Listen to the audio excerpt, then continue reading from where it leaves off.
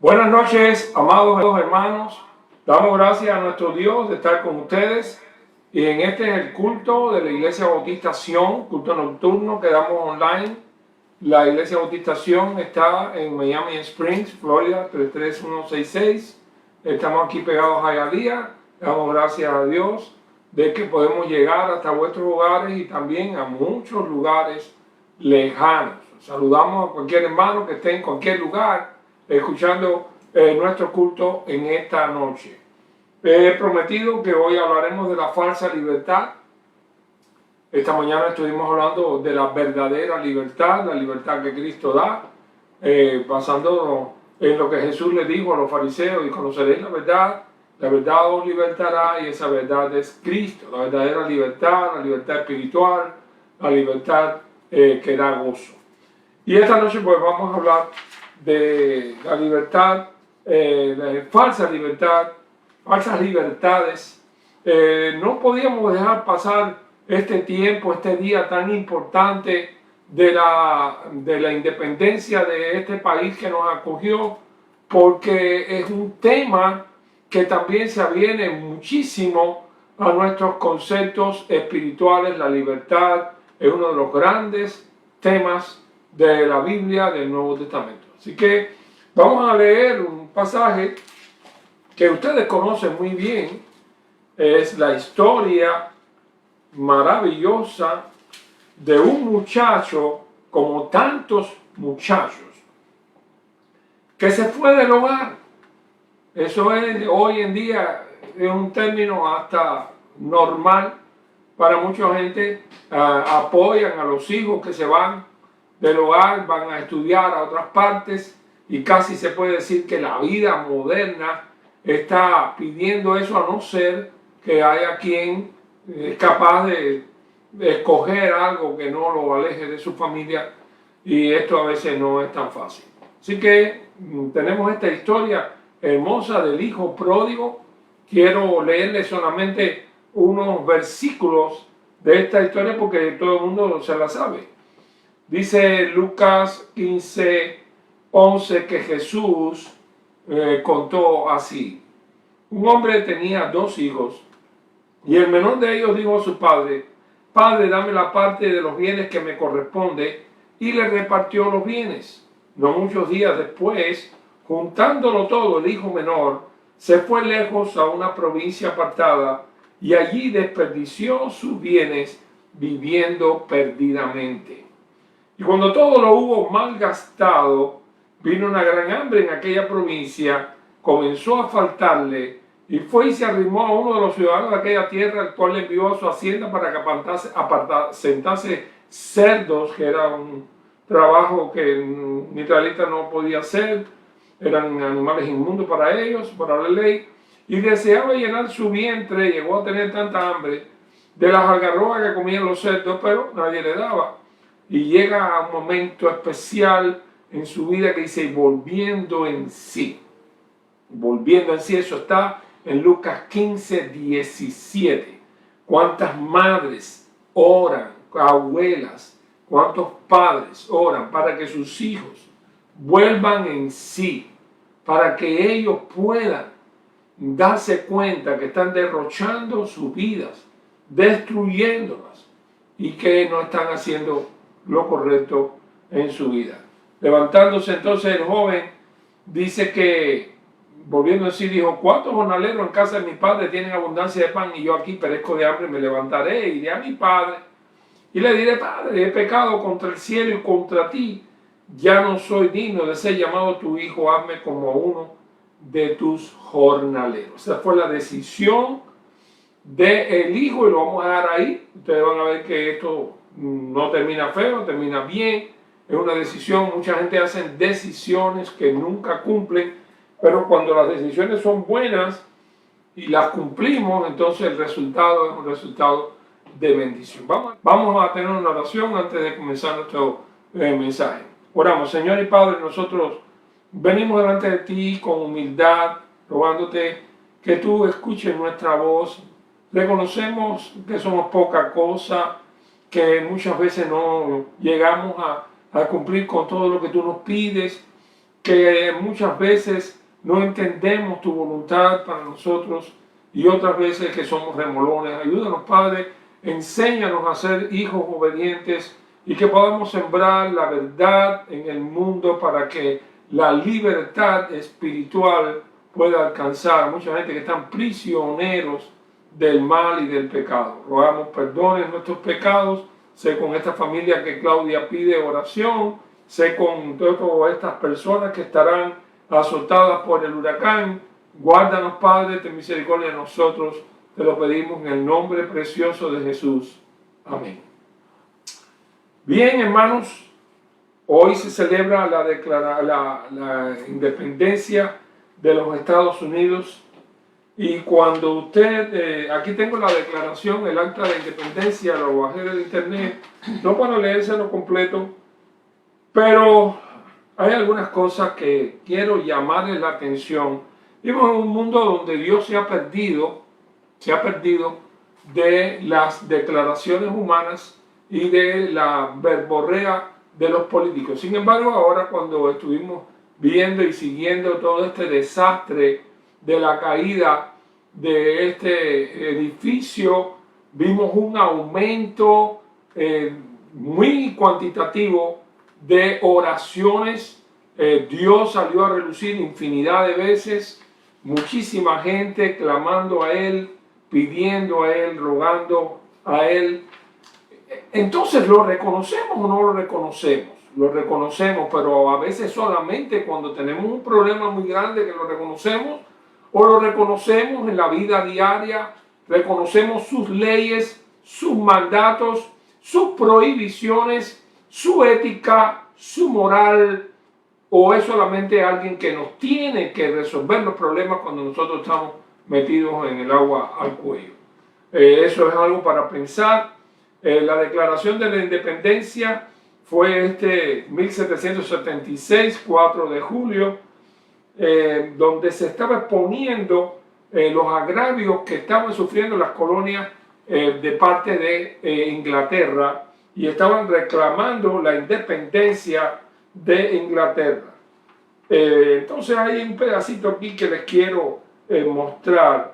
Dice: por lo tanto, los representantes de Estados Unidos de América, convocados en Congreso General, apelando al juez supremo del mundo, por la rectitud de nuestras intenciones, en nombre y por la autoridad del buen pueblo de estas colonias, solemnemente hacemos público y declaramos que estas colonias unidas son y deben serlo por derecho estados libres e independientes, que quedan libres de toda lealtad a la corona británica, bla, bla, bla. Así que, y en apoyo de esta declaración, con absoluta confianza en la protección de la divina providencia, empeñamos nuestra vida, nuestra hacienda y nuestro sagrado honor. Todo documento que usted vea, cuando usted vea el de Thanksgiving Day, va a haber un tremendo reconocimiento de Dios en la vida de los Estados Unidos de América.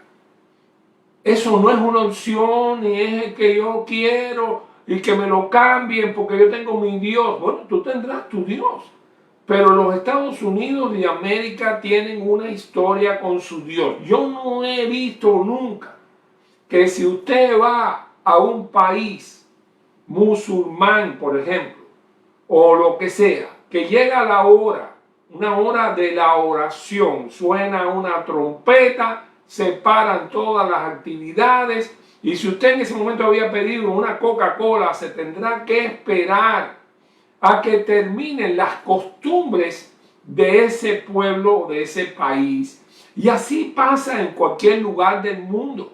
Sin embargo, algunos piensan que los Estados Unidos tienen que ser así como una mermelada, como una melcocha que se eche para acá y para allá y que se adapte a los deseos religiosos de otras personas que no son cristianos. Este país fue fundado sobre la Biblia. Este país fue fundado sobre el Dios de nuestro Señor Jesucristo, el Padre de nuestro Señor Jesucristo, y sobre la palabra, y aquellos próceres de la patria apelaban a Dios en su misericordia para que les guiara en la bendición de este país? ¿Y fueron bendecidos? Seguro que sí. Este país ha sido bendecido con muchísimas bendiciones. Esta mañana hablaba acerca de la libertad gloriosa de los hijos de Dios.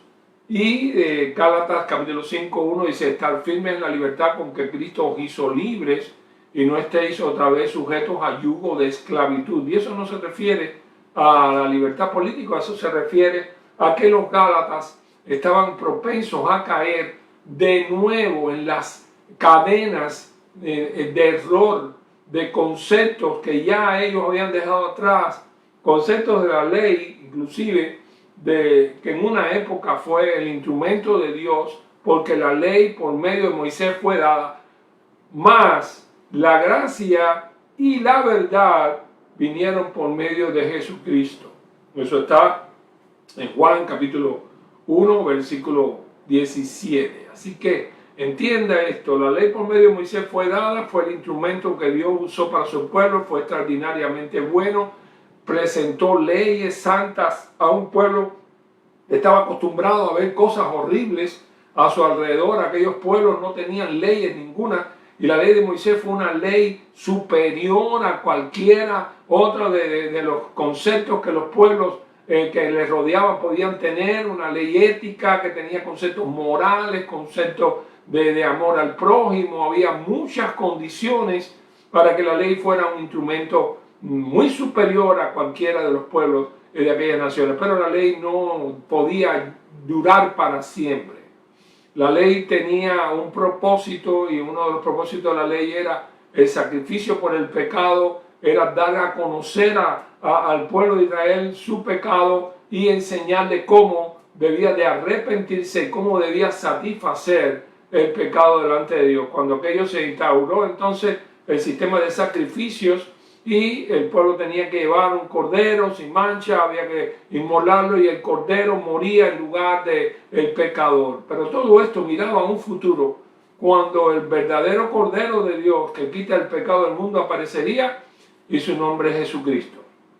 Cuando ya Jesucristo apareció, entonces murió en la cruz, derramó su sangre, y con esa sangre perdonó todos los pecados de la humanidad.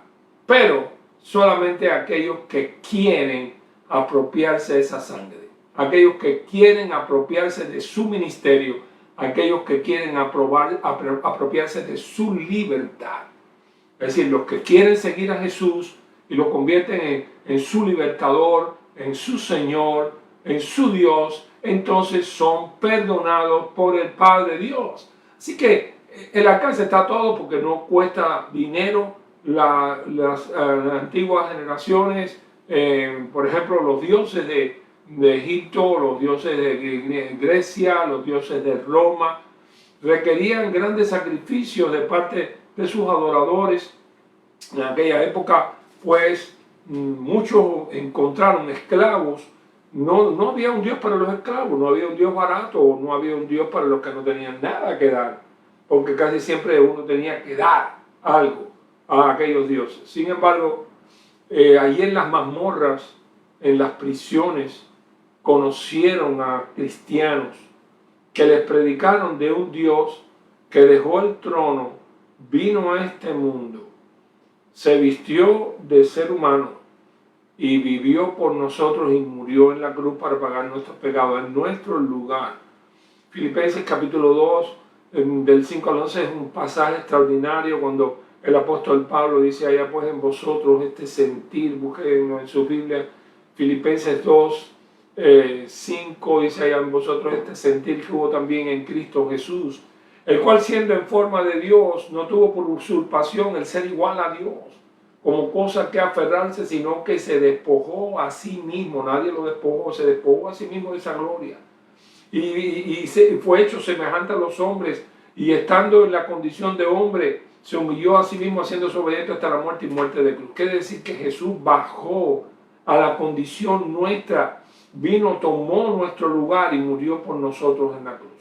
Entonces termina Filipenses 2 ahí, donde dice: por lo cual Dios le exaltó hasta lo sumo y le dio un nombre que es sobre todo nombre, para que en el nombre de Jesús se doble toda rodilla, de los que están en los cielos, de los que están en la tierra, de los que están en los infiernos, y toda lengua confiese que Jesucristo es el Señor, para gloria de Dios Padre. Ninguna religión de la antigüedad, ninguna religión de los griegos ni de los romanos, aun aquellas que tenían medios dioses y medias personas, ninguno de ellos dio su vida por el ser humano. Y en las mazmorras de Roma, ellos conocieron, muchos esclavos conocieron a un Dios diferente, alguien que no venía a reclamar, sino venía a dar su vida, a estar junto al esclavo, junto al perseguido, porque el Señor Jesucristo tomó nuestra forma, tomó forma de siervo, hecho semejante a los hombres, pero no solamente, él pudo haber nacido en un palacio de un multimillonario, de personas en buena posición, en Bagdad o quién sabe dónde. Sin embargo, escogió nacer en su pueblo, estando oprimido su pueblo allí en Belén de Judea, en su pueblo Israel. ¿Por qué razón Jesús hizo esto?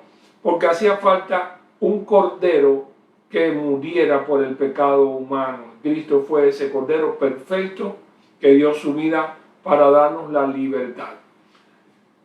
Esto tiene mucho que ver con la historia de Israel, la libertad. Recuérdense que Israel fue cautivo más de 400 años en Egipto. Y en Éxodo se relata la historia de cuando Israel es libertado.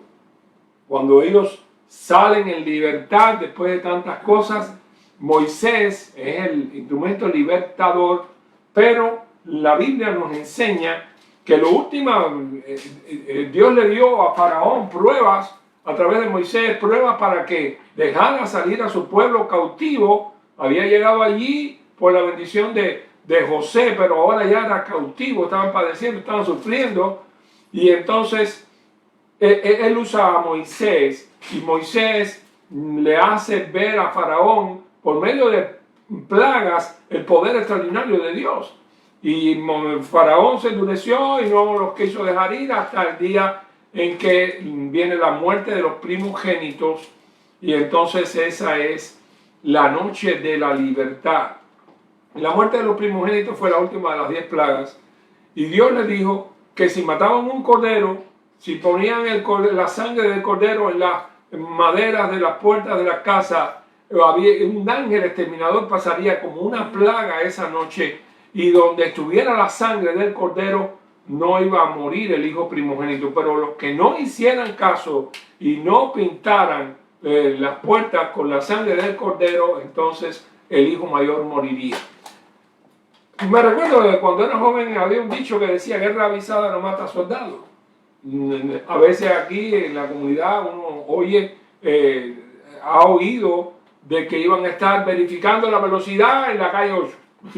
Si usted sabe que en algún lugar hay policía midiendo la velocidad de los carros que vienen, se supone que usted no va a ser tan tonto que no se va a dar cuenta que tiene que andar por la ley. Y claro, debería hacerlo siempre, pero debería ocuparse muchísimo más si hay alguien que lo va a estar chequeando. Entonces, lo que ocurre es que aquella noche, personas que no eran israelitas, personas que no eran hebreos, que no tenían quizás la confianza en el Dios, pero que habían visto las otras plagas y habían visto todas las cosas que habían ocurrido, decidieron hacer esto. Decidieron ellos también, bueno, vamos a poner la sangre y dame un poquito de esa, y hasta un vecino podía tomar aquella sangre, y no importara quién fuera, el hijo mayor no iba a morir. Cuando tantos hijos mayores murieron, y el mismo hijo de Faraón y muchos más, entonces Faraón decidió que se fueran, esta gente se fueran de aquí. Y entonces esa noche ellos se van. Y la fiesta esa se convierte en la fiesta de la Pascua. La Pascua, la comida esa de la libertad, que había que comer esa noche el cordero, y con la sangre del cordero pintar las puertas, y eso se convirtió en la Pascua.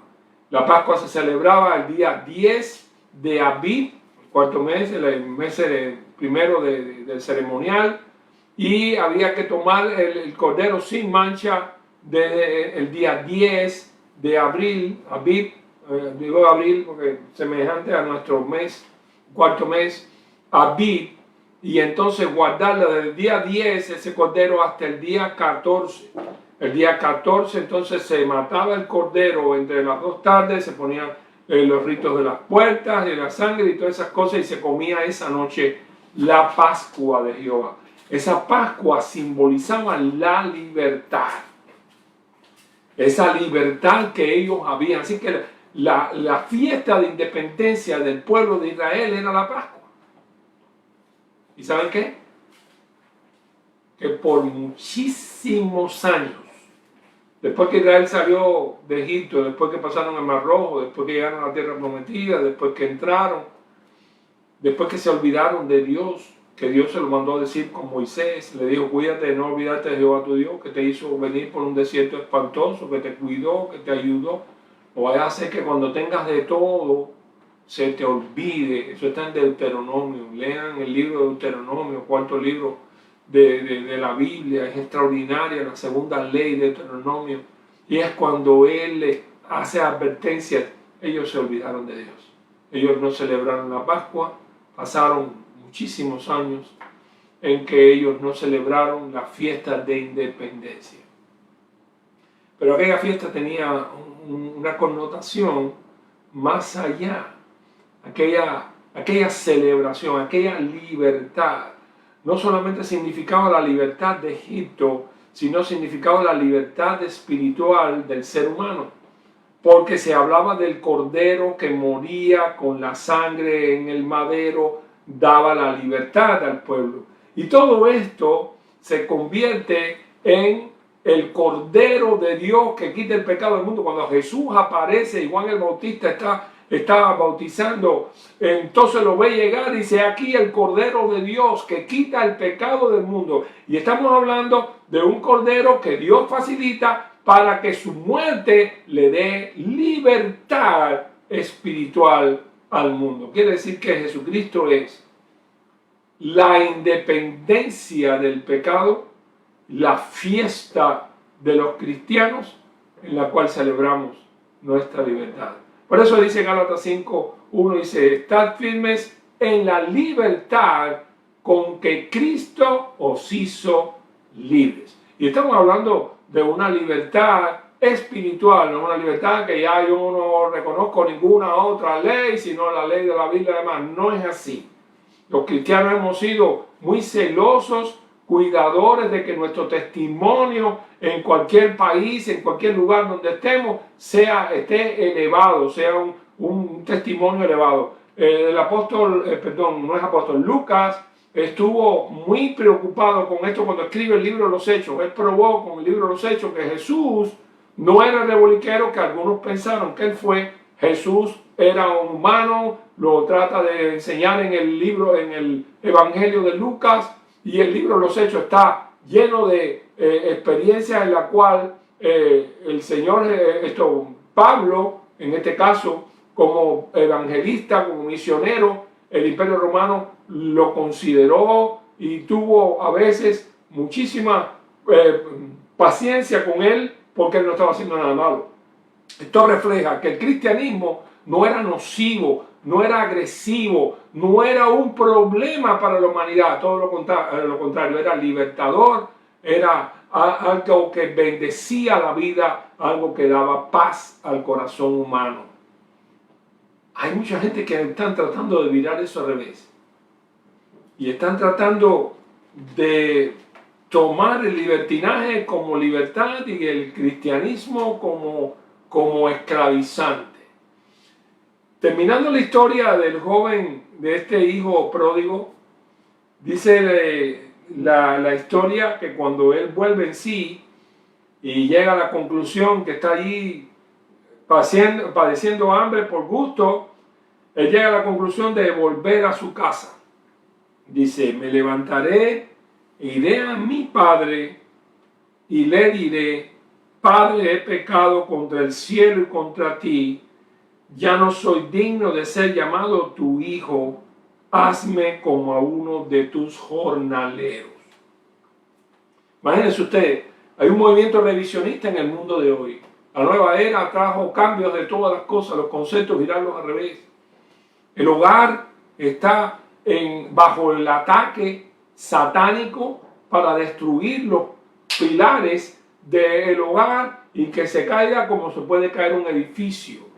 Los pilares de la familia, padre y madre, están siendo atacados. Y es como si el movimiento feminista hubiese querido eliminar al padre de la historia. Y esos son los comienzos. Y aquí la Biblia refleja la dignidad de los padres, porque no todos han sido indignos. No hay un historial de padres abusivos en el mundo que quite todos los otros que no lo fueron. ¿Por qué? Porque el mundo está formado por hogares donde padre y madre, lo normal, han luchado por el bienestar de sus hijos. Mi padre luchó muchísimos años, era un campesino y levantó toda una familia cortando caña, después se hizo electricista y después siguió mejorando hasta llegar a ser un electricista de un hospital famoso en La Habana, como era el hospital militar, y era un muchacho que empezó sin saber leer y escribir, pero se levantó, le hizo caso a sus padres, le hizo caso a su familia, luchó por los suyos. Y yo creo que esa es la imagen verdadera de un padre. Y yo creo que un hijo tiene que reconocer los valores, no solamente de las madres, de las madres y de los padres. Hace poco hemos celebrado el Día de los Padres. El padre es una figura parecida a la de Dios. Dios es el Padre celestial de todos nosotros. Y podemos decir que en el mundo en que vivimos, los que han reconocido el valor de los padres han sido buenos padres. Los que han reconocido el valor de sus madres han sido buenas madres. Y lo que está necesitado el mundo de hoy, de verdad, más que el conocimiento de la astronomía, es el conocimiento de que el hogar debe ser un lugar de amor y de amistad para que los hijos crezcan en un ambiente sano de amistad, de amor, de compañerismo y puedan sentir el deseo de crear hogares iguales. Pero si se les mete en la cabeza de que hay que quitar los padres y que las madres solas pueden vivir en el mundo, bueno, ya tenemos un problema. Si creen que los hijos pueden dirigir el mundo sin los padres, pues tenemos otro problema. Y eso está pasando, ese movimiento revisionista que está tratando de cambiarlo y mirarlo todo al revés. Tristemente, a algunos no les dicen así. Hay algunos que le hacen caso a cosas que son tontas y que no tienen ninguna prueba en la historia. Hace muchos años, no sé si son 10 o algo de eso, escribí unos devocionales para la revista Quietud Bautista, una revista que era para devocionales, para la lectura. Lo escribí el 30 de junio, creo que sería el 2004 o algo de eso, que se llama Una falsa libertad. Hice los devocionales de toda una semana, donde estaba el 4 de julio, y todos los devocionales tienen que ver con la libertad. Pero dice una falsa libertad. Oigan lo que dice: no muchos días después, juntándolo todo, el hijo menor se fue lejos a una provincia apartada y ahí desperdició sus bienes viviendo perdidamente. Es la historia que estábamos leyendo. Hace años conocí a una joven que me dijo que no podía seguir al Señor porque le gustaba la libertad. Estaba en la escuela junto con el grupo de estudiantes de la iglesia, eran sus compañeritas, compañeros. Ellas no siguieron su mal ejemplo, ellas siguieron estudiando, yendo a la iglesia y fieles estudiando. Y cuando sus amigas, que habían permanecido fieles en la iglesia y habían seguido estudiando, se graduaron, ella no. Ella no solamente había dejado sus estudios, sino que se había marchado de su casa. Tenía mala relación con sus padres, estaba prisionera de una vida no buena. ¿Y cuántos jóvenes hay que, deslumbrados por la aparente libertad del mundo, abandonaron a su familia, abandonaron la fe para irse lejos del hogar, perdiendo sus privilegios de hijos, fascinados por falsas promesas y satánicos llamados. Ellos se envolvieron en una triste experiencia de perder su juventud y su lozanía, malgastando su salud, sus bienes espirituales y material. Al pasar los años, casi siempre aborrecen su error, reconociendo que fue en realidad una amarga mentira que les esclavizó en vez de liberarles. Vemos con gozo volver de su cárcel espiritual a un joven que había abandonado la fe y que como hijo pródigo se encontró los brazos abiertos de Dios y que le siguió amando, y a su familia que mantuvo sus oraciones y su esperanza en su regreso. Pero muchos no lograron regresar a un hogar feliz. Muchos habían perdido ya a sus padres, lamentaron, lloraron lágrimas amargas por haber abandonado a sus padres, ancianos a veces, por seguir una aparente libertad. Los que regresan de esa provincia apartada que es el mundo, a veces vienen con gran daño en su salud, se quejan de tantas cosas, de tiempo perdido, sin contar con el daño que pudieron hacer a otros, y a menudo es irreparable. Y aunque lloremos por nuestro desvarío y prometemos cambiar, ya no podemos cambiar lo malo que hicimos. Estoy hablando de los que se han metido en drogas, de los que han hecho cosas horrendas, se han unido a pandillas, han tenido que ir a la cárcel, han pasado años lejos del hogar, mientras su familia le amaba y le quería, pero ellos siguieron caminos y siguieron amigos que eran falsos. Cuánto bien dejaron de disfrutar y de hacer a su familia y a sus amigos y a otros. La llamada liberación no pasa de ser una engañosa esclavitud del pecado. Pablo recomendó al joven Timoteo: huye de las pasiones juveniles y sigue la justicia, la fe, el amor y la paz con los que de corazón limpio invocan al Señor. Segunda de Timoteo 2:22. Esa muchacha de que yo hablaba ahí es real. Un día pasó, recuérdense que en Cuba nuestro medio de transporte era la bicicleta. Yo pasé en mi bicicleta frente a su casa y la vi a la madre que salía detrás de ella llamando: mi hija, mi hija. Ella le dio un exabrupto a la madre, la maltrató, se montó en una bicicleta con un hombre mucho mayor y salió por ahí para allá, mientras la madre se quedaba desconsolada en la acera. Y cuando yo pasé y la miré y ella me miró, quizás se sintió culpable. Debía. Porque cuando yo le hablé de que dejara, que llevara a la hija a la iglesia, que la ayudara para que no se separara de las demás muchachitas y demás, ella tenía conceptos que creía que la iglesia le iba a hacer una especie de tropiezo a su hija para una libertad o para los conceptos más modernos que en aquella época se vivían. Y le salió mal y tristemente padeció por esa equivocación.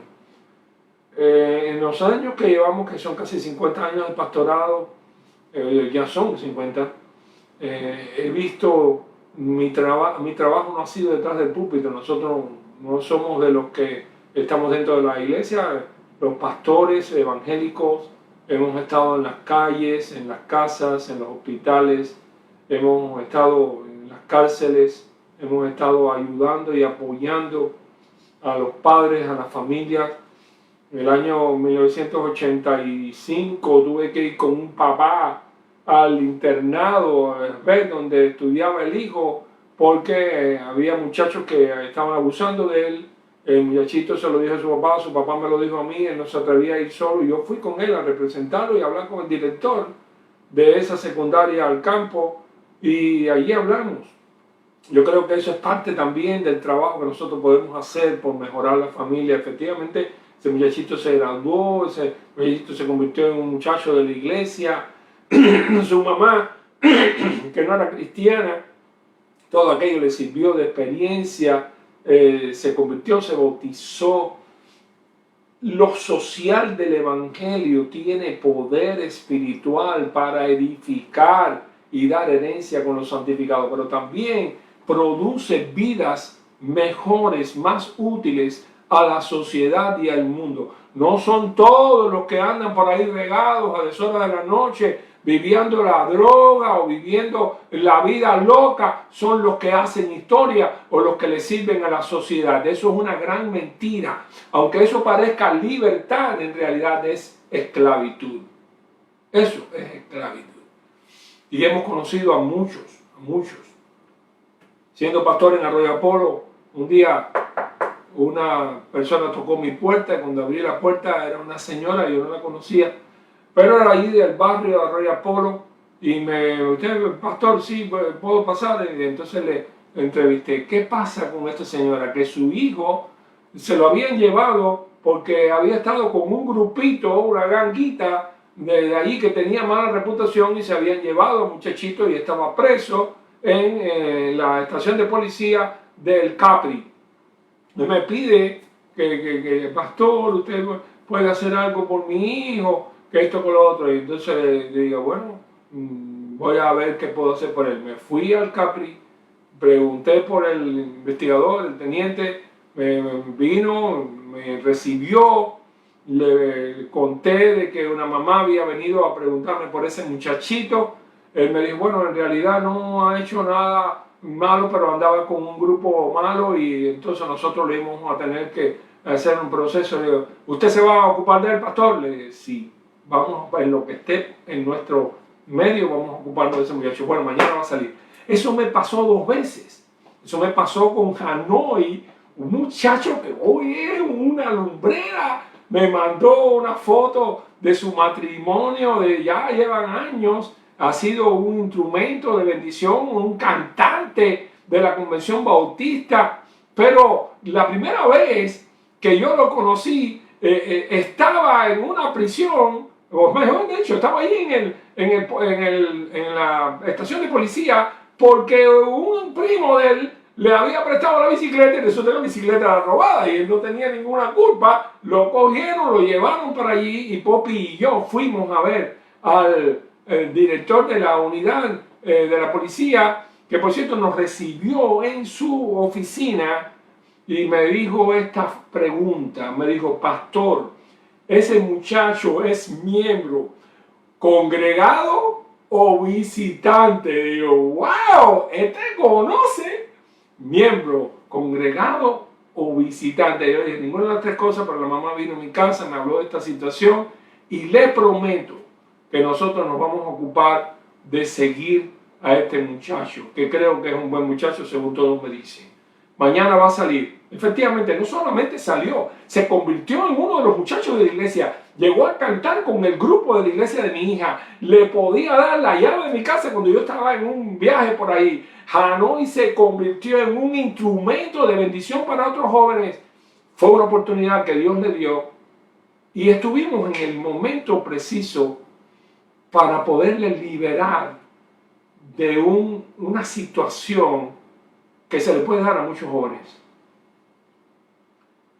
Y yo te recomiendo, mi querido hermano pastor, si estás oyendo a algún pastor aquí, y familias de la iglesia, que cuando haya muchachos que estén desajustados o que se han ido detrás de la droga o cualquiera de esas cosas, luchen porque entren en programas de apoyo, hablen con alguien, no los abandonen, no los dejen. Hoy en día las cosas se hacen, se enredan mucho más. La libertad que le da el mundo que le rodea, que le dicen a lo bueno malo y a lo malo bueno, a los que hay que mirar con malos ojos, a los predicadores, a los pastores, a las iglesias, a Dios, a la Biblia, y algunos miran con buenos ojos todo el que hace algo raro, pero después los llevan a las cortes, los meten en las cárceles y no tienen ninguna misericordia, porque entonces de verdad hicieron lo malo. Pero claro que hicieron lo malo si lo ha sacado de lo que lo podía llevar por un buen camino y hacerlo diferente, que es el Evangelio de Jesucristo, que tiene poder emancipador, que tiene poder para transformar la vida. Yo lo he visto, quizás tú lo has visto, y nosotros estamos seguros de que la llamada libertad no es nada más que el libertinaje, y ese es el mundo de hoy. Este muchacho, el de la Biblia, se levantó, vino a su padre cuando aún estaba lejos, Lo vio su padre y fue movido a misericordia y corrió. Esto dice que el padre nunca se olvidó de él, que el padre nunca lo olvidó, lo tiró a la Bartola. Dice que el padre corrió y se echó sobre su cuello y le besó. Este es nuestro Padre Celestial, este es Dios. El que aún cuando estamos lejos, nada más que hacemos un team, hablamos un poquitico, Padre, queremos que tú nos bendigas, que tú nos perdones, no hemos hecho lo correcto, no he tratado bien a mi familia, no he tratado bien mi vida. Conozco un muchacho que en 4º año de medicina por la bebida, que hay algunos que dicen, no, eso no es malo, no es problema, eso no es lío, eso es ustedes, lo que pasa es que ustedes, los predicadores, la bebida lo sacó de la medicina y la dejó en 4º año. La droga está destruyendo a la gente, pero ustedes, el mundo de hoy, la escuela de hoy, la sociedad de hoy, le dice bien a las cosas que después destruye a nuestros muchachos y destruye a nuestros hogares.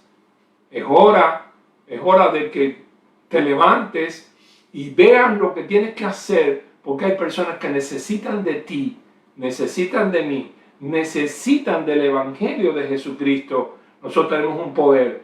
Este muchacho se levantó, el padre lo besó, él tenía un mensajito: Padre, he pecado contra el cielo y contra ti, ya no soy digno de ser llamado a tu hijo. Pero el padre dijo a sus siervos: saquen el mejor vestido, vístanle, pónganle el anillo, calzados los pies, traigan el becerro gordo, matémoslo y comamos y hagamos fiesta, porque este mi hijo muerto era, revivido, se había perdido y es hallado. Y comenzaron a regocijarse. Esta es la historia tuya si un día dejaste el pecado, dejaste el mundo y te entregaste a Jesucristo. Esta es mi historia, lo que pudo haber pasado con mi vida, pero me entregué a Cristo. Mi hermana fue fuerte conmigo, me llevó a la iglesia y el Señor me habló y cambió mi vida.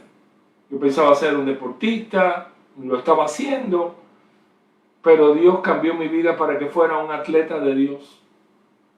Y durante los últimos 51 años he estado corriendo en esa carrera de la cual Pablo decía: he acabado la carrera, he guardado la fe.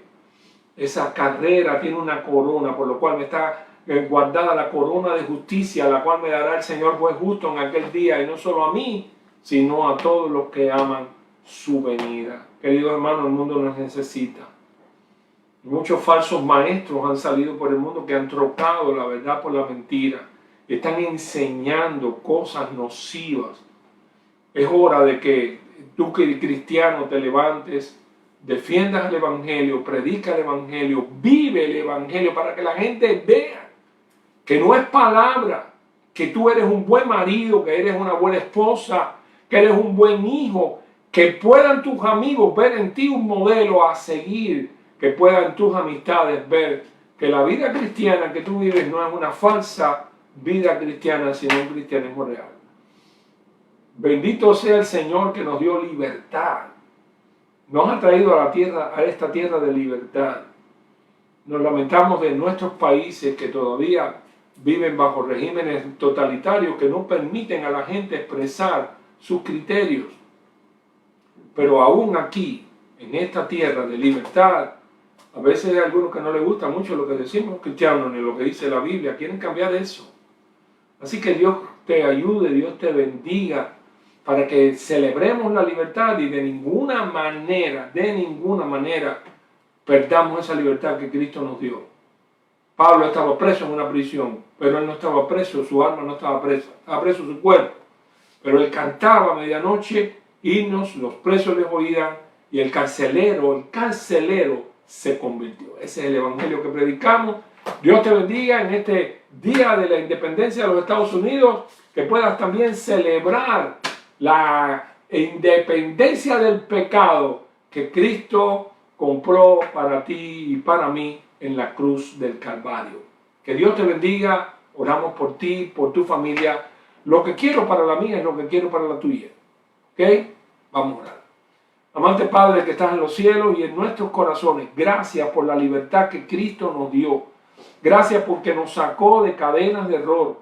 Gracias porque nos ha librado de muchos que nos enseñaban algunos caminos y pensaban que esos caminos eran lo mejor, y nosotros fuimos librados por tu amor, por tu misericordia, por el evangelio transformador que tiene poder para sobreedificarnos.